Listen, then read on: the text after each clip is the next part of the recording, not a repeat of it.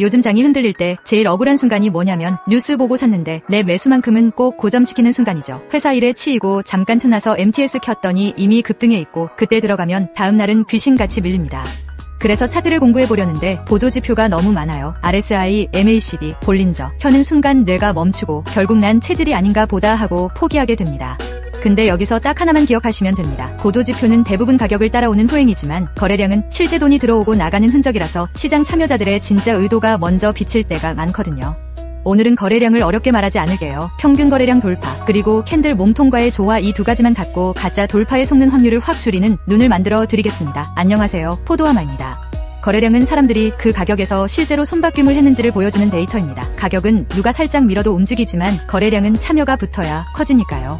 직장인 투자자들은 대개 급등 알림이나 커뮤니티 이슈를 보고 들어가게 됩니다. 그런데 그 시점은 이미 거래량이 한번 터진 뒤라 유리한 가격대가 지나간 경우가 많죠. 대중 심리는 간단합니다. 오르면 더 오를 것 같고 내리면 더 내릴 것 같아서 확신이 생긴 뒤에 움직여요. 큰돈은 그 확신이 생기기 전에 조용히 포지션을 만들고 그 흔적이 거래량으로 남는 경우가 많습니다. 여기서 중요한 건 많이 터졌다가 아니라 어디에서 터졌냐입니다. 같은 거래량 폭발이라도 바닥권의 폭발과 고점권의 폭발은 의미가 정반대가 될 수 있어요. 화면에 예시를 띄운다고 생각해봅시다. 박스권 아래에서 거래량이 서서히 살아나면 관심과 매집의 시작일 수 있고 박스권 위에서 갑자기 폭발하면 돌파 시도일 수 있죠. 정리하면 거래량은 방향을 정해주는 단독 신호가 아니라 신뢰도를 결정하는 신호입니다. 이제부터는 거래량을 볼 때 딱 두 가지 기준으로만 단순화해서 실전에 쓰는 쪽으로 가져가겠습니다. 첫 번째 무기, 전일 대비가 아니라 평균 거래량 돌파입니다. 첫 번째 무기는 상대적 거래량의 함정에서 벗어나는 겁니다. 전일 대비 300% 같은 문구보다 평소 평균을 뚫었는지가 진짜 핵심이에요.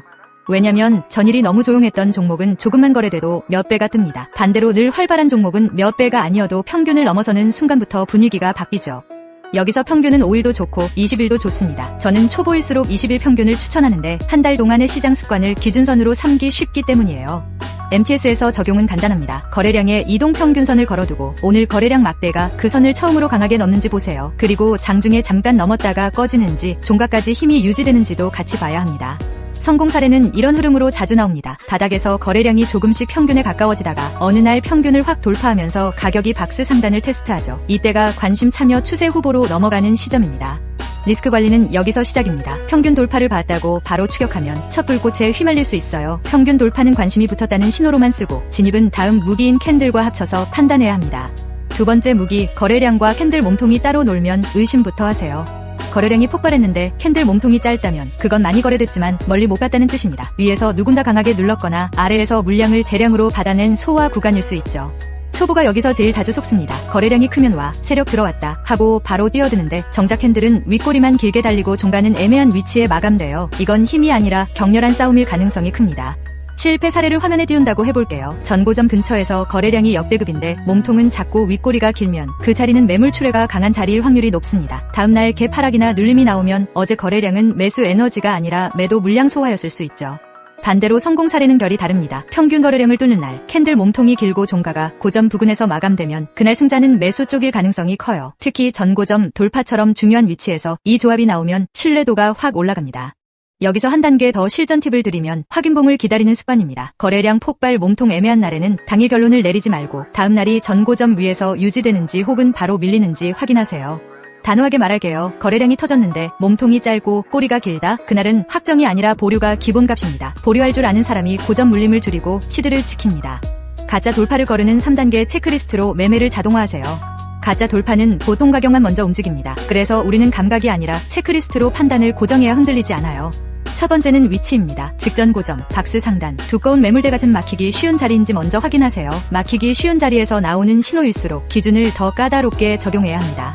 두 번째는 평균 거래량 돌파입니다. 오늘 거래량이 20일 평균을 넘었는지 그리고 장중에 잠깐 넘고 꺼진 건 아닌지 봅니다. 특히 종가 무렵에 거래량이 다시 죽는 패턴이면 쉬일 가능성이 높아져요.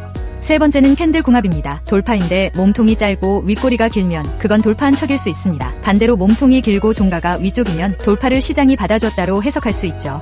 이 3단계를 통과하면 그때부터는 어떻게 들어갈지로 넘어갑니다. 당일 추격이 아니라 다음날 눌림에서 거래량이 줄며 가격이 버티는지 확인하고 들어가는 방식이 훨씬 안정적이에요. 직장인일수록 이 방식이 체력도 덜 쓰고 실수도 줄어듭니다. 주의점은 물타기와 뇌동매매입니다. 체크리스트가 깨졌는데 조금만 더 버텨보자로 들어가면 손절을 미루는 순간 게임이 꼬입니다. 기준이 깨지면 행동은 하나예요. 멈추고 다음 기회를 보는 겁니다. 거래량 이동평균과 다이버전스는 경고등이지 예언이 아닙니다. 거래량 이동평균선은 거래가 평균 이상인지, 즉 에너지가 붙었는지 객관적으로 보여줍니다. 여러분의 감정은 흔들려도 평균선은 흔들리지 않죠. 여기서 자주 나오는 함정이 주가는 오르는데 거래량이 줄어드는 장면입니다. 겉으로는 상승이지만 참여는 줄고 있어서 힘이 빠지는 허수 상승이 섞일 수 있어요. 실전에서 이걸 어떻게 쓰냐면 고점갱신 순간에 비교하는 겁니다. 이전 고점을 넘는데 거래량이 눈에 띄게 약하면 추세가 더 강해졌다가 아니라 추세가 지치고 있다를 같이 올려놓고 봐야 합니다. 또 하나 많이 보이는 게 거래량 클라이맥스 비슷한 상황입니다. 어느 날 거래량이 과하게 터지는데 다음 날부터 힘이 빠지면 그 폭발은 추세의 시작이 아니라 정점 신호였을 수도 있죠. 이때 초보는 역대급 거래량이라는 말에 늦게 들어가서 위험해집니다. 그래서 대응은 예언이 아니라 절차로 가야 합니다. 다이버전스가 보이면 추격을 멈추고 손절 라인을 더 짧게 잡고 확인봉에서 다시 기준을 통과하면 그때 참여하는 시기예요. 내가 맞춰야 한다가 아니라 시장이 증명하면 한다로 바꿔야 합니다. 주의할 점은 성급한 역추세 베팅입니다. 경고등이 켜졌다고 바로 반대로 베팅하면 추세가 마지막으로 한 번 더 뻗을 때 크게 다칠 수 있어요. 경고등은 경계 태세로 바꾸는 신호지, 즉시 공격 신호가 아닙니다. 매물대와 거래량을 합치면 어디서 합의했는지가 보입니다. 매물대는 가격 구간별로 거래가 많이 쌓인 곳, 즉 사람들이 많이 물려있거나 많이 산 구간을 보여줍니다. 여기에 거래량을 붙이면 지금 그 구간에서 다시 싸우는지 아니면 그냥 지나가는지가 선명해져요. 예를 들어 두꺼운 매물대 안에서 거래량이 늘어나는데도 가격이 잘 못 올라가면 위에서 매도가 계속 나온다는 뜻일 수 있습니다. 그 구간은 저항이 강한 자리라 억지로 버티다 물리기 쉬워요. 반대로 매물대 위를 거래량으로 뚫고 올라가면서 캔들 몸통이 길게 나오면 의미가 달라집니다. 그건 물린 사람들의 매물을 소화하고도 더 올라갈 힘이 있다는 쪽으로 해석할 여지가 생기죠. 초보가 바로 적용할 수 있는 방식은 두 가지입니다. 첫째, 현재가가 두꺼운 매물대 아래인지 위인지부터 확인하고, 둘째, 그 경계에서 거래량이 평균을 넘는지 체크하세요. 경계에서 평균 거래량이 붙어야 진짜 돌파 가능성이 올라갑니다. 횡보장에서는 특히 이 조합이 강력합니다. 가격은 박스 안에서 왔다 갔다 하지만 거래량이 어느 쪽에서 더 살아나는지 보면 결국 박스의 출구가 어디로 열릴지 힌트를 얻을 수 있어요. 물론 힌트지 확정은 아니니 기준 통과 전엔 성급히 베팅하면 안 됩니다. 리스크 관리로 한마디만 더 하겠습니다. 매물대 안에서 거래량 없이 미끄러지는데 싸 보이니까로 분할 매수 시작하면 싸 보이는 게 아니라 빠지는 중일 수 있어요. 분할은 반드시 지지에서 거래량 회복이라는 조건을 걸고 하셔야 합니다. 시나리오 대응은 정답 맞히기가 아니라 조건 충족 게임입니다. 상승 시나리오의 조건은 심플합니다. 직전 고점을 거래량으로 돌파하고 평균 거래량 돌파가 유지되고 캔들 몸통이 살아있으면 추세 후보로 봅니다. 이때는 오늘 못 샀다가 아니라 눌림에서 안전하게 타자로 태도를 바꾸는 게 핵심이에요. 눌림목에서는 반대로 거래량이 줄어드는 게 정상입니다. 조정인데 거래량이 확 늘면 매도 압력이 강한 조정일 수 있으니 저는 눌림에서 거래량이 줄고 가격이 버티는 구간을 더 선호합니다. 그리고 다시 거래량이 평균을 회복하는 타이밍이 나오면 그때가 재가동 후보죠. 횡보 시나리오는 체크리스트가 더 중요합니다. 박스 상단에서 거래량이 터졌는데 몸통이 애매하면 대개 다시 박스 안으로 되돌아오는 일이 많아요. 그래서 횡보장에서는 확인봉을 반드시 기다리고 통과하면 짧게, 깨지면 빠르게가 정답입니다. 하락 시나리오는 구분해서 봐야 합니다. 거래량 없는 하락은 공포로 미끄러지는 구간일 수 있고 거래량 동반 하락은 진짜 이탈일 수 있어요. 이때는 싸 보인다가 아니라 이탈이 멈췄는지를 거래량으로 확인해야 합니다. 결국 우리는 미래를 맞히는 사람이 아니라 확률이 좋은 자리만 고르는 사람입니다. 거래량은 그 확률을 올리는 도구고 평균 돌파와 캔들 좋아하는 여러분이 매번 똑같이 적용할 수 있는 규칙입니다. 규칙이 있으면 멘탈이 덜 흔들리고 멘탈이 덜 흔들리면 손절도 제때 됩니다. 마지막으로 한 가지 습관을 추천드릴게요. 매매 전에는 내가 뭘 보고 들어가는지를 한 줄로 적고 매매 후에는 거래량과 캔들이 내 가설을 지지했는지를 체크하세요. 이 기록이 쌓이면 여러분 계좌는 운이 아니라 실력으로 움직이기 시작합니다. 오늘은 거래량을 복잡하게 보지 말고 딱 두 가지만 잡자고 했습니다. 평균 거래량 돌파로 에너지 유입을 확인하고 캔들 몸통과의 조화로 진짜 힘인지 가짜 쇼인지를 걸러내는 거였죠.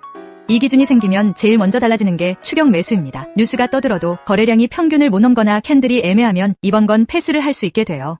댓글로 하나만 공유해두세요. 여러분은 차트를 볼 때 거래량 말고 가장 신뢰하는 지표가 뭐였는지, 그리고 그 지표가 흔들렸던 순간이 있었는지도 같이 남겨주시면 제가 다음 영상에서 케이스로 풀어드리겠습니다.